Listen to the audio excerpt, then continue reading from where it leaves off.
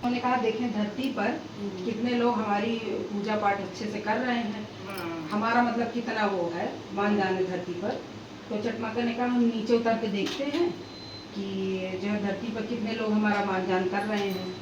तो वो नीचे ऐसे टहल रही थी और एक गांव में जहाँ पे मतलब एक परिवार था जिनके माता पिता, बच्चों के नहीं थे, माता पिता दोनों नहीं थे, काफ़ी मतलब बीमारी की उसमें ख़त्म हो गए थे, तो सारा भार भाई के ऊपर आ गया था। तो भाई धीरे धीरे खेती बाड़ी करे, बहन भी थी साथ में, खेती बाड़ी करे और इसके बाद जो है शाम को जुटावे तो उन लोग खाना बनावे खाएं आपस में, दोनों लोग मतलब गरीबी की स्थिति थी, जौन जोड़े बटोरे तो हम खाए पिए। इसके बाद जो है धीरे धीरे करके ऐसे समय बीतता गया, तो बहन कहने लगी कि भैया ना हो हम अकेले रहते हैं तो गौरैया मतलब चिड़िया ला देते हमारे लिए, जिससे हमारा समय पास हो जाता। तो भाई ने कहा ठीक है बहनी, कहा थे वो हम ले आए। तो वे गई गौरैया ले आई कहीं, लेकिन वो दिनों रात सेवा मतलब हरदम खवाई पिया जाने की ठीक ठाक रहे, समझे ना।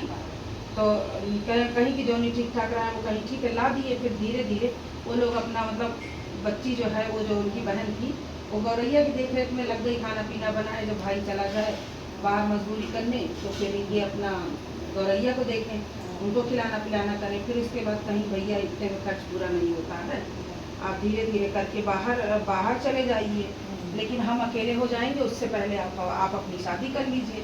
तो भाई उनके कहे कि ये भी बात सही है, मतलब शादी ब्याह हो गया उनका, शादी ब्याह अपना ढूंढी ढानी के लिए। अब घर में भौजाई आई, दोनों लोग अच्छे से प्रेम पूर्वक रहने लगी और धीरे धीरे साल भर का समय बीता। तो जो उनके आदमी थे उन्होंने कहा कि अब बहनी हम चला जाए। तो कहीं हाँ भैया अब आप जाइए, अब तो हम और भाभी दोनों लोग हो गए हैं।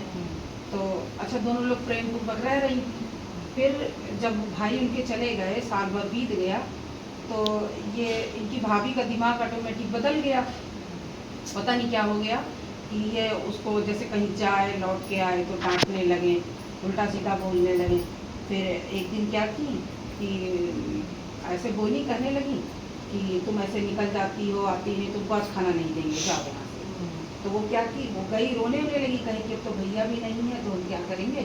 तो इतना सब बचा कुचा जो चल रहा, तो उन्होंने कैसे रख देगी। तो उसी में से वो अपना भी रत्ती खा के और उसी चिड़ियों को चुगा दी।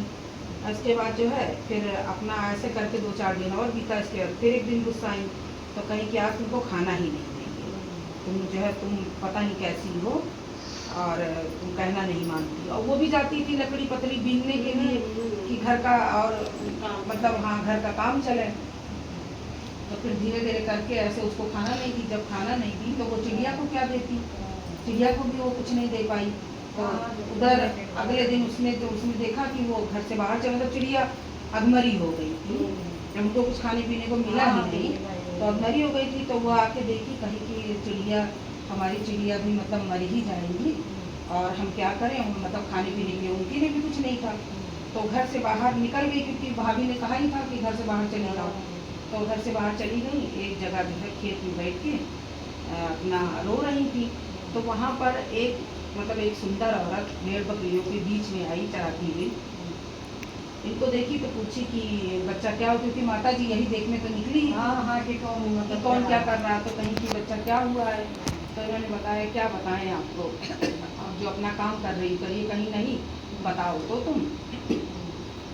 तब इन्होंने बताया कि ऐसी ऐसी बात है, मतलब पूरी शुरू से लेकर अंत तक कहानी बताई कि भाई मेरा जो है ऐसे चला गया, भाभी पता नहीं किस बात पर नाराज़ होकर हमको घर से निकाल दी, हमारी चिड़िया भी मर जाएंगी और तो भैया भी हमें निकाल देंगे, हम कभी आना भी चाहेंगे तो भी नहीं रखेंगे, अब हम कहाँ जाएंगे। तो वो लड़की उनसे बोली जो मतलब माता थी, वो कहने लगी कि ऐसा है, हम तुम्हारी जो ज़्यादा मदद तो नहीं कर सकते हैं, मतलब एक औरत होने के नाते वो बोल रही है ना, उसको समझा रही कि मतलब हम एक औरत रूप में तुमसे बात कर रहे हैं, कहीं ज़्यादा मदद तो नहीं कर सकते लेकिन थोड़ा बहुत हम तुम्हारे लिए कुछ कर सकते हैं।